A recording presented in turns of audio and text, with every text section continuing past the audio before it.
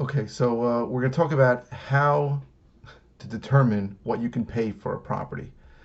This is complicated, and we're going to break it up into a few videos. But I know there are people out there like Tom Kroll from Wholesaling Inc. that says you don't need to know what an ARV is, which is an after repaired value, and he just buys properties at a discount. I know he works in Port St. Lucie area, and he's actually from Long Island. But I don't know how that works because for me, I need to know what the ARV is, which means the after repaired value. And we've been looking at properties two different ways lately. So we find out what the house will be worth if we fix it up, and that'll give us two numbers that are important. It'll give us what the ARV is, and it'll also give us what the price is that we can pay, and then if we want to wholesale it, and if we want to rehab it. Those are very related, right? Because if we wholesale it, we're wholesaling it to a rehabber.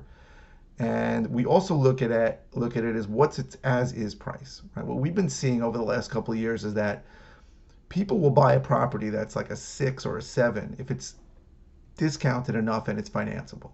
So we wholesale a lot of properties, which means we'll buy them at a price that it's too high to wholesale, but we can do minimal work or no work sometimes and sell it on a retail basis if it's discounted enough. So a lot of people aren't looking at this, and I think they're missing on a lot of deals. Here's what I mean. Let me take an example of a dozen different neighborhoods in Nassau County, where a fully blown out, beautiful property is going for 500,000. But there are a lot of people who can only pay $400,000 for that property, and they'll buy a property that's not in great shape, that has an old kitchen, that has old bathrooms, that's just livable. They can get a mortgage on it for 400,000. So let me give you some numbers here that might work. So if that's a property where if you can buy it in the low threes, you can do nothing to it and then sell it to those people. Now there are a lot of costs in New York with buying a property. Sometimes it costs us $50,000 to take a property down, and that consists of closing costs on the buy, closing costs on the sale, holding costs, interest costs.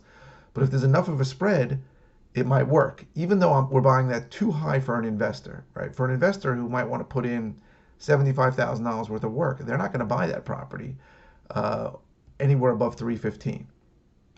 But if you can buy it at 315 or 325, you can then sell it. So to me, it's crucially important to find out what those numbers are. What's the as is value, or with minimal work, what can you sell at retail? And then what is it worth if it's fully done, all done up, and then you have to back in the numbers. So we're going to talk more about how to back in those numbers, how to estimate repairs and all those things. But you need to have an idea of what a property can go for before you make an offer. And we're going to talk about the different steps of backing in those properties depending on your exit strategy.